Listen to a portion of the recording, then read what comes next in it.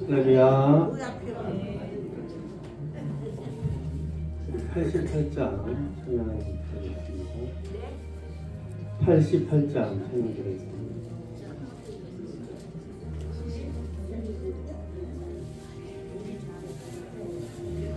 혹시 음악을 보시고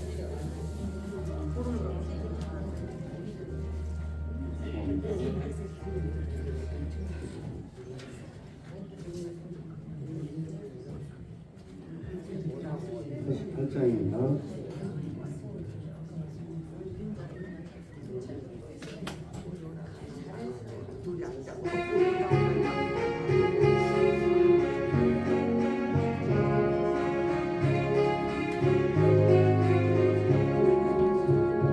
내 심령 사모하는 주가 되시는 주 예수의 아름다워라. 빛에 백합하여 빛나는 새벽에 주님 영원할 비가 주옵구나. 내 마음이 아플 적에 큰 위로 되시며 나 외로울 때 좋은 친구라. 주는 저 산 밑에 백합 빛나는 새벽에 이 땅 위에 비길 것이 없구나. 내 맘의 모든 염려 이 세상 보라도 주님 항상 같이 하여 주시고, 시험을 당할 때에 악마의 기교를 즉시 물리치사 나를 지키네. 세상 날 버려도 주 예수 안 버려 끝까지 나를 돌아보시니. 주는 저 산 밑에 백합 빛나는 새벽 이 땅 위에 비길 것이 없도다. 내 마음을 다하여서 주님을 따르며 길이 나를 사랑하리니. 물불이 두렵지 않고 창검도 겁없니. 주는 높은 산성 내 방패시라.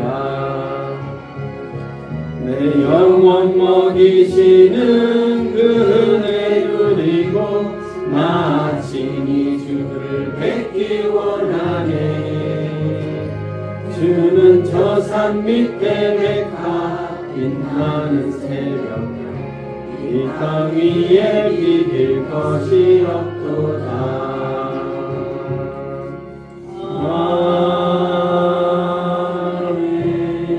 아멘. 목도하심으로 수요일날 하나님 앞에 올려드리겠습니다. 주님 예배 가운데 함께 해주시고 오늘도 하나님의 말씀 가운데 생명을 누리며 은혜와 평강이 있는 귀한 예배 되게 하여 주옵소서. 예수님의 이름으로 기원하옵나이다. 아멘. 찬송가 197장 찬양 드리겠습니다. 197장. 오늘 찬송가를 좀 쳐주셔야 될 것 같습니다. 네, 컴퓨터를 하실 분이 없어가지고 197장입니다.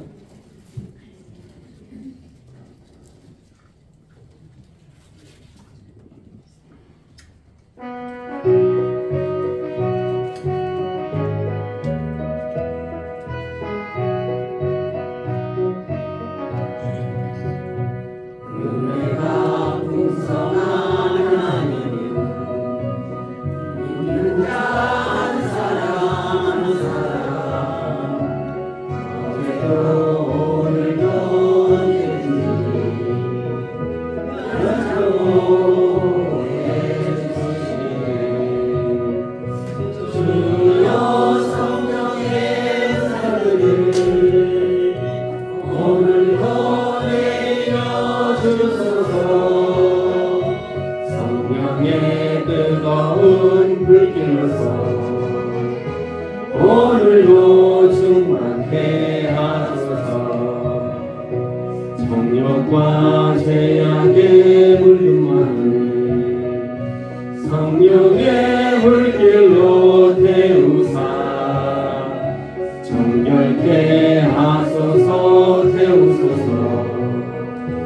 깨끗게 하여 주옵소서.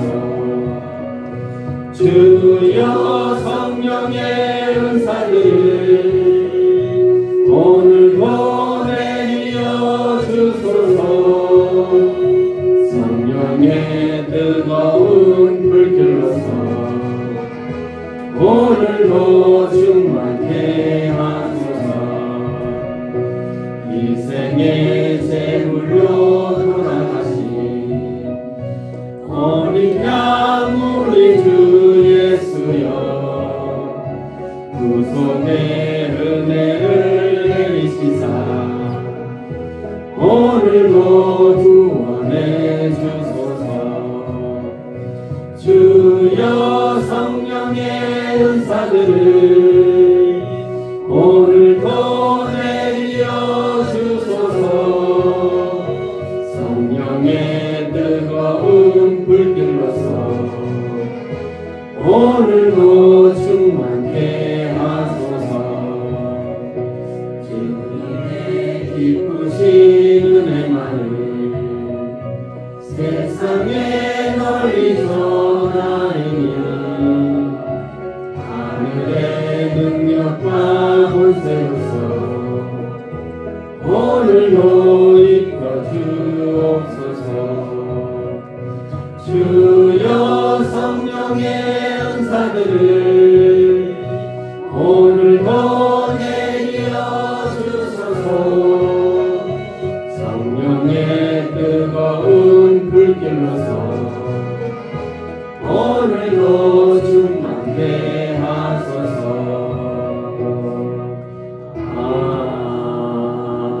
아멘. 이 시간 기도할 때 예배를 위해서, 우리 교회를 위해서 하나님 은혜와 건강이 충만케 하여 주시옵소서. 우리 교회가 더욱더 주의 몸된 교회로 말씀 가운데 자라가게 하시고 오늘 예배 가운데서도 하나님께서 말씀 주시고 회복케 하시고 하루를 살아갈 소망 더하여 주시기 원합니다. 함께 기도하도록 하겠습니다. 하나님 아버지 함께하여 주시옵소서. 주님 도우시기를 원합니다. 주께서 간섭하여 주셔서 오늘도 우리를 불러주시니 감사드립니다. 주의 제단 앞에 섰사오니 하나님 한 3일 동안도 우리가 지은 허물과 죄가 있으며 하나님 용서하여 주시고 이 세상 가운데 살아가지 않도록 하나님 도와주시기 원합니다. 인생의 사랑과 몸의 동력과 육신의 동력 가운데 살았음을 고백하며 주여 하나님 이 세상을 닮지 않도록 그렇게 살아가지 않도록 하나님 도와주시고 오늘도 하나님의 말씀 가운데 하나님 앞에 나왔습니다. 주님 말씀 가운데 우리의 마음을 깨워주시기를 원하며 우리의 마음 가운데 지혜를 허락하여 주시고 하나님께서 주시는 은혜와 회복의 은혜가 있게 하여 주시고 또 일주일을 살아갈 힘을 다하여 주시기를 원합니다. 평생대학 가운데도 하나님 함께 해주시고 교사들과 모든 평생대학 가운데도 하나님 도와주시고 복 주시고 건강케 하시고 오늘 하루도 하나님 예배와 평생대학 가운데 어떤 하나님 그 은혜 가운데 살아갈 수 있도록 하나님께서 도와주시기 원합니다. 주의 성령께서 우리의 속사람을 더욱더 강건케 하여 주옵소서. 하나님께서 역사하시는 귀한 예배 되게 하여 주시옵소서. 하나님 아버지 감사드립니다. 오늘 예배 가운데도 하나님 함께 하여 주시고 하나님의 말씀 가운데 또한 우리가 깨달고 우리의 속사람이 강건케 되는 귀한 시간 되게 하여 주옵소서. 평생대학 가운데도 하나님 함께 하여 주셔서 교사와 학생과 또 한몸되게 하시고 즐거운 시간들과 평안의 시간들로 채워주시기를 원합니다. 비가 오는 가운데 있음에도 오고 있는 하나님 어르신들이 있으며 하나님 안전하게 오실 수 있도록 하나님께서 인도하여 주옵소서. 감사드리며 예수님의 이름으로 기도드립니다. 네. 오늘 말씀은 누가복음 20장입니다. 저번에 21장으로 나왔는데 오타가 났습니다. 20장 누가복음 20장 27절에서 40절 말씀입니다. 누가복음 20장 27절에서 40절 말씀 한 절씩 교도하시겠습니다. 부활이 없다고 주장하는 사두개인 중 어떤 이들이 와서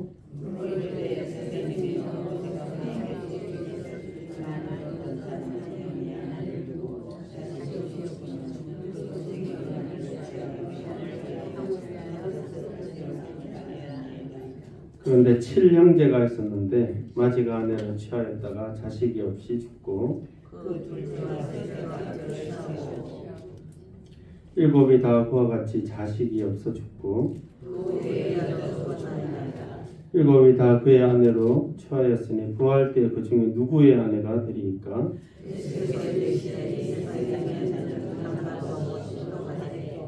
저 세상과 및 죽은 자 가운데서 부활함을 얻기에 합당히 여김을 받은 자들은 장가가고 시집가는 일이 없으며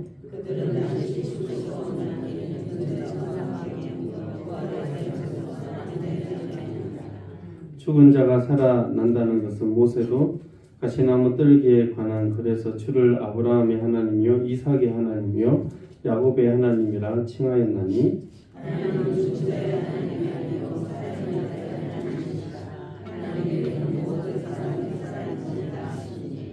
서기관 중 어떤 이들이 말하되 선생님 잘 말씀하셨나이다 하니 그들은 아무것도 감히 더 물을 수 없습니다. 아멘. 옆 사람과 한번 인사하겠습니다. 잘 오셨습니다.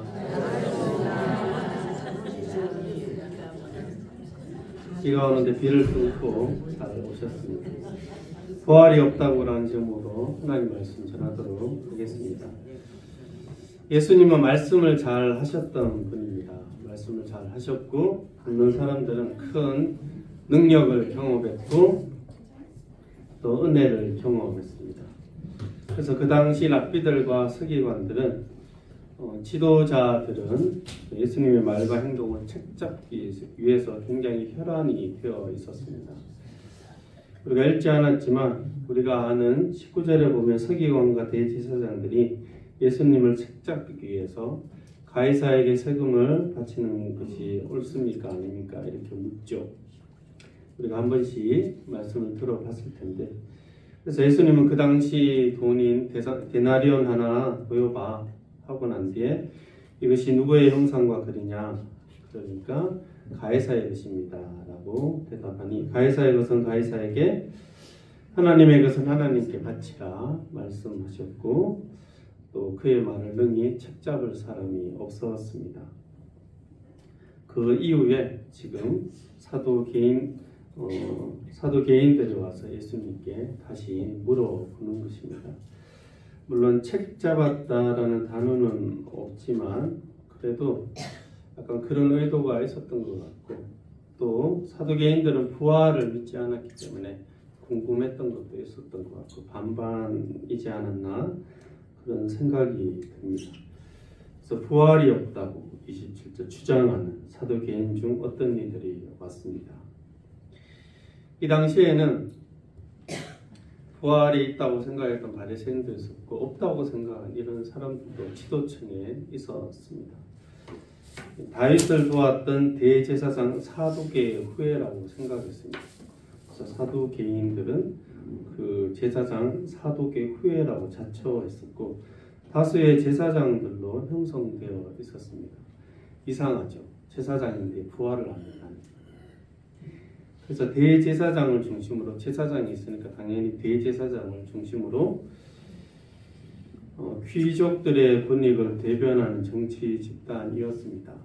그 당시에 헤롯이나 로마와 연합해서 정치적인 권력을 소유했고 굉장히 현실적인 사람들이었습니다. 그러니까 부활에 대한 믿음을 가지고 있지 않는 거죠. 현실적인. 토라의 모세 오경만 받아들였고 그런 부활이나 영원 그런 것들을 잘 믿지 않았습니다.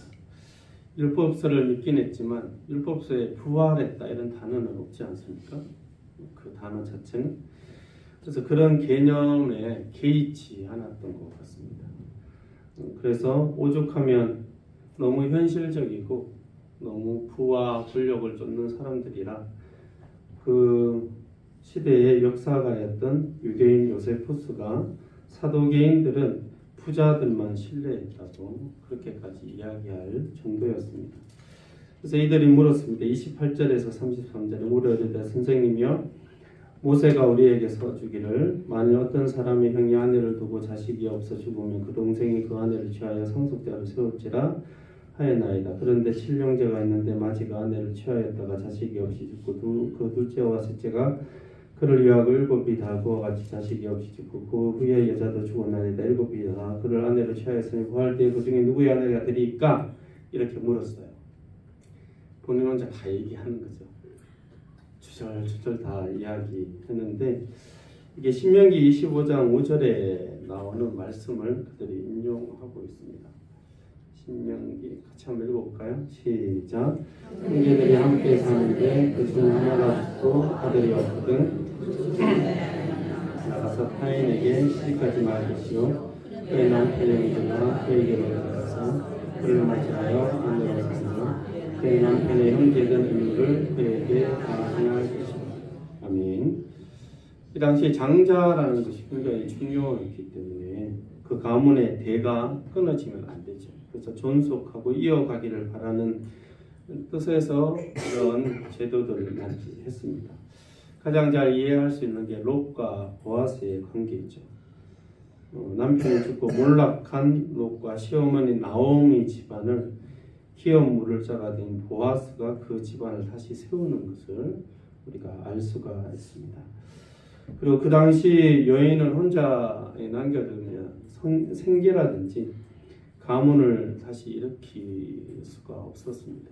그래서 어떤 좋은 그 당시에 하나의 좋은 제도로 세워졌는데 이것을 부활과 연결해서 첫째부터 7개까지 그를 아내로 취했으니 부활 때는 누구의 아내가 되겠습니까? 라고 질문했습니다. 누구의 아내가 되겠습니까? 첫째, 둘째, 셋째, 7째인데 누구 아내 되면 좋겠습니까? 어떤 의미에서 장난하나 이런 느낌이 드시죠? 근데 이 사람들에게는 부활이 없다고 생각하니 만약에 부활이 없다고 생각하면 28절에 형을 위하여 상속자를 세우는 것이기 때문에 첫째 남편의 아내가 되는 것입니다. 둘째, 셋째, 넷째 모든 7째는 형을 위하여 이렇게 취하는 것이기 때문에 그래서 첫째라고 하면 될 것 같은데 근데 부활하면 모두 부활할 거 아닙니까? 그래서 남편이 되는 것에 대해 순서를 좀 정해야 될 것 같은데 이들의 질문은 무엇이냐면 모세의 율법을 당신은 어떻게 생각하느냐라는 것입니다. 모세의 율법의 권위를 어떻게 인정하는지 아니면 권위를 흔들 것인지에 대한 질문이 깔려 있는 것입니다. 그러니까 예수님이 바로 대답하시죠. 34절부터 36절에 예수께서 이르시되 이 세상의 자녀들은 장가도 가고 시집도 가되 저 세상과 및 죽은 자 가운데서 부활함을 얻기에 합당히 여김을 받은 자들은 장가 가고 시집 가는 일이 없으며 그들은 다시 죽을 수도 없습니다. 이는 천사와 동등이요 부활의 자녀로서 하나님의 자녀이기 때문입니다. 이 세상의 자녀들은 장가도 가고 시집도 가죠. 그런데 저 세상과 죽은 자 가운데 부활하심을 얻기에 합당한 자들, 그런 자들은 하나님 나라에서 하나님 앞에서 믿음으로 살아가는 사람들은 그런 일이 없습니다. 결혼 관계가 없습니다. 아쉬운 분도 계실 거고 그렇지 없어서 다행이다 이런 분도 계실 수도 있겠지만 없습니다. 그러나 이 세상에서는 첫째, 둘째, 7째 남편이 있지만 하나님 나라에서는 그런 일이 없다고 분명히 말씀하고 있죠. 모두가 하나님의 자녀이고 하나님의 가족이 되는 것입니다. 그리고 동일한 본문에서 마태복음 22장 29절에 이렇게 이야기하죠. 같이 한번 읽어볼까요? 시작. 예수께서 대답하여 이르시되 너희가 성경도 하나님의 능력도 알지 못하는 것으로 오해하였도다. 그러니까 그런 질문에 너희가 성경도 모르고 하나님의 능력도 알지 못하는 것으로 오해했다. 그렇게 말씀하고 있습니다. 여러분 제사장들이라고 해서 다 믿음이 있고 다 성경을 알지 못했습니다. 물론 우리도 신앙의 경륜이 있다고 해서 다 알게 되는 것은 아니죠. 그래서 성경을 우리가 듣고 읽고 배우고 나누고 하나님을 알아가기를 힘써야 하는 것이죠. 성경을 알 때 하나님의 능력을 알게 됩니다. 성경을 볼 때 하나님의 은혜를 알게 됩니다. 그래서 믿음이라는 것은 계속 생명의 말씀을 듣고 알아가야 합니다. 믿음은 들음에서 난다고 하죠. 들음은 그리스도의 말씀으로 말미암았다. 이렇게 말씀하고 있기 때문에 우리가 그 말씀을 듣고 또 읽고 알아가기를 힘쓸 때 우리는 하나님을 더 알아가고 하나님의 은혜와 능력을 더 알아가게 될 줄 믿습니다. 그렇지 않으면 오해하게 됩니다. 그러니까 오해했으니 이상한 질문을 하게 되죠. 부활에 대한 생각이나 소망이 없었습니다. 성경을 모르니. 그러니 현실만 보고 현실에서 내가 죽을 때까지 가져야 될 본인들의 명예와 부와 권력을 얻기 위해서 로마와도 결탁을 하기도 하고 권력을 얻기 위해 명예와 세상 것들을 얻기 위해 전력을 다하는 것입니다. 우리가 말씀을 알고 하나님을 알 때 이 세상뿐 아니라 저 세상이 있다는 것을 알게 됩니다. 그리고 부활에 대한 소망을 조금이라도 갖게 되는 거죠. 이런 성경을 알고 하나님을 알면 그분의 능력과 은혜를 알고 그것이 단순히 현실 속에서만이 아니라 저 세상 우리가 죽고 난 뒤 어쩌면 이 세상에 살아온 시간보다 더 많을 그 영원까지 맞닿아 있는 그 저 세상의 그 삶 하나님께서 인도하시는 그 평강의 삶이 있다는 것을 알게 되는 것입니다. 성경을 알고 하나님의 능력을 알고 부활 소망 가운데 이 땅을 살아가는 저와 여러분들에게 주의 이름으로 축원합니다. 그래서 성경을 모른다고 이야기하니 성경을 인용을 하시는 것입니다. 이 38절에 보면 37, 38절에 죽은 자가 살아난다는 것은 모세도 가시나무 뜰기에 관한 글에서 주를 아브라함의 하나님이요 이삭의 하나님이요 야곱의 하나님이라 칭하였습니다. 그래서 38절 하나님은 죽은 자의 하나님이 아니요 살아있는 자의 하나님이라 하나님께는 모든 것이 살아있었다 말씀하는 것이죠. 죽음의 끝이 아닙니다. 아브라함, 이삭, 야곱의 하나님이라 말할 때 죽은 자의 하나님이 아니라 약속에 신실하시며 지금도 부활함을 얻기에 합당히 여김을 받은 사람들이죠. 사람들. 그래서 예수님의 말씀대로 부활함을 얻기에 합당히 여김을 받은 이 조상들의 하나님이라고 선포하는 것입니다. 이런 부활 신앙이 예수님은 구약에도 있다고 말씀을 하는 것입니다. 구약 이 모세의 오경, 모세의 글에도 있는데 왜 니들은 모르니 이렇게 이야기를 하고 있는 거죠. 또한 예수님께서 분명히 또 말씀하신 것이 있는데 선한 일을 행하는 자들은 생명의 부활로 악한 일을 행하는 자들은 심판의 부활로 나올 것이라고 부활이 있다고 말씀을 하셨습니다. 예수님께서 이 사두개인의 질문들, 장황한 이 질문들에 대해서 하나님의 말씀으로 딱딱 정리를 해 주셨죠. 부활 시에는 장가도 시집도 가지 않고 하나님의 자녀와 같은 그런 동등한 하나님의 자녀로 한 가족으로 함께 살아가게 된다. 그리고 부활 신앙이 모세의 오경에도 있었다. 가시떨기 나무에서 모세를 만났을 때 하나님은 분명 아브라함의 하나님, 이삭의 하나님, 야곱의 하나님이다. 그렇게 말씀하셨다는 것입니다. 그 이야기를 들은 39절, 40절의 서기관들은 아무 얘기하지 못했습니다. 하나님의 말씀이 정통했던 서기관도 다 알아들었다는 거죠. 굉장히 놀랐을 겁니다. 서기관들도 구약에 이런 말씀이 있었다니, 구약의 부활에 대한 신앙이 있었다는 것에 대해서, 그리고 그것을 인용한 예수 그리스도의 이 말씀에 감탄했을 것입니다. 이런 부활 신앙은 성경의 중심 내용입니다.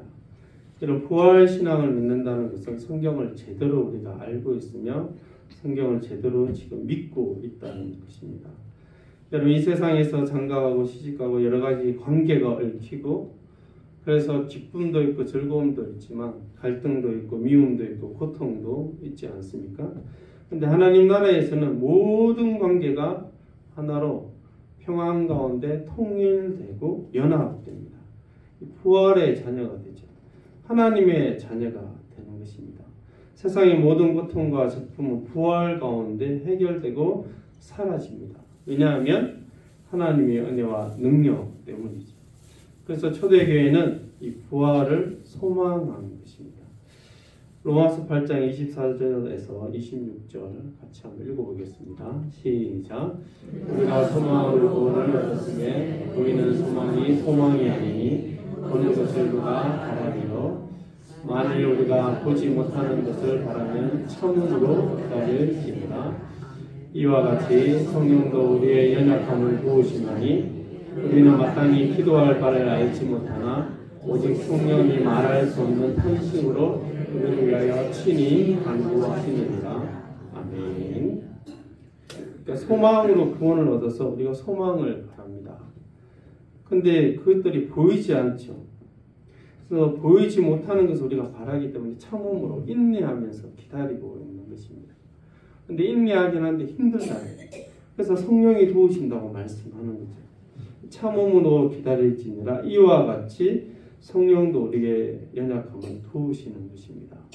주의 오심을 소망하면서 거룩하게 살아가는 성도를 기다리면서 그냥 버려두시는 것이 아니라 성령이 계속해서 기다릴 수 있도록, 성령께서 계속해서 믿음을 유지할 수 있도록 성령께서 계속해서 우리가 성도로 살아갈 수 있도록 말할 수 없는 기도의 측면에서 성령이 말할 수 없는 탄식으로 우리를 위하여 친히 간구하시면서 우리의 믿음을 도우시는 것입니다.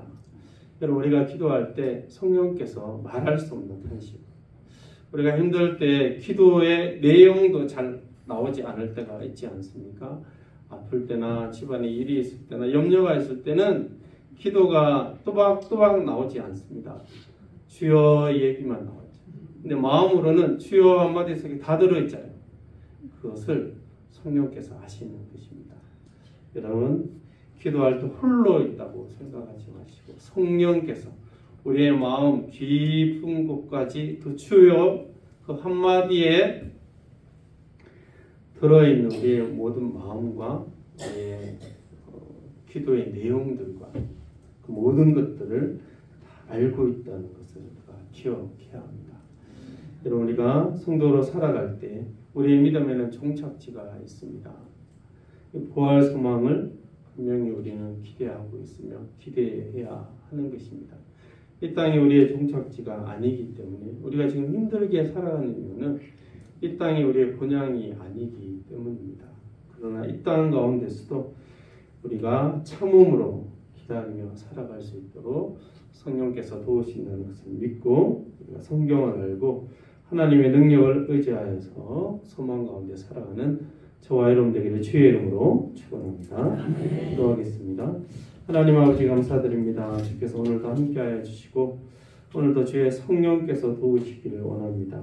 하나님의 말씀을 알게 하시고 하나님의 능력과 은혜를 알게 하셔서 오늘도 주를 믿는 성도로서 살아갈 수 있도록 하나님께서 인도하여 주옵소서.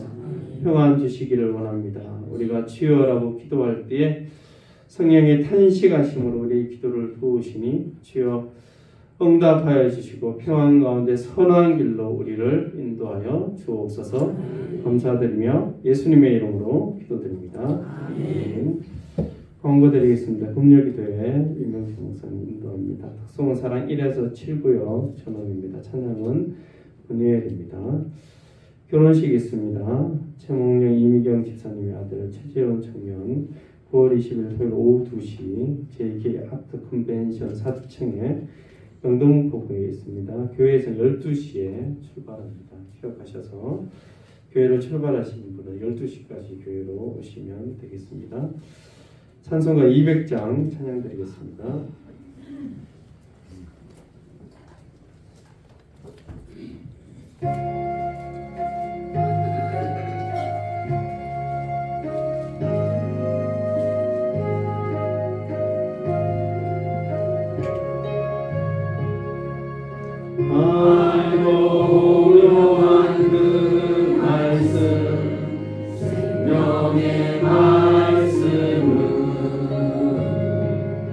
귀한 그 말씀 진실로 생명의 말씀이 나의 힘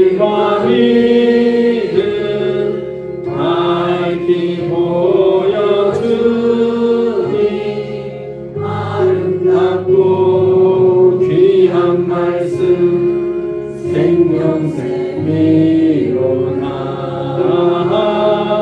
아름답고 귀한 말씀 생명샘이로다. 귀한 주님의 말씀은 내 노래 되도다. 모든 사람을 살리는 생명의 말씀은 맛도 없이 받아 생명길을 가니 아름답고 귀한 말씀 생명샘이로다. 아름답고 귀한 말씀 생명샘이로다. 널리 울려 퍼지는 생명의 말씀은 마음의 용서와 평안을 골고루 주나니 다만 예수 말씀 듣고 복을 받네. 아름답고 귀한 말씀 생명샘이로다. 아름답고 귀한 말씀 생명샘이로다.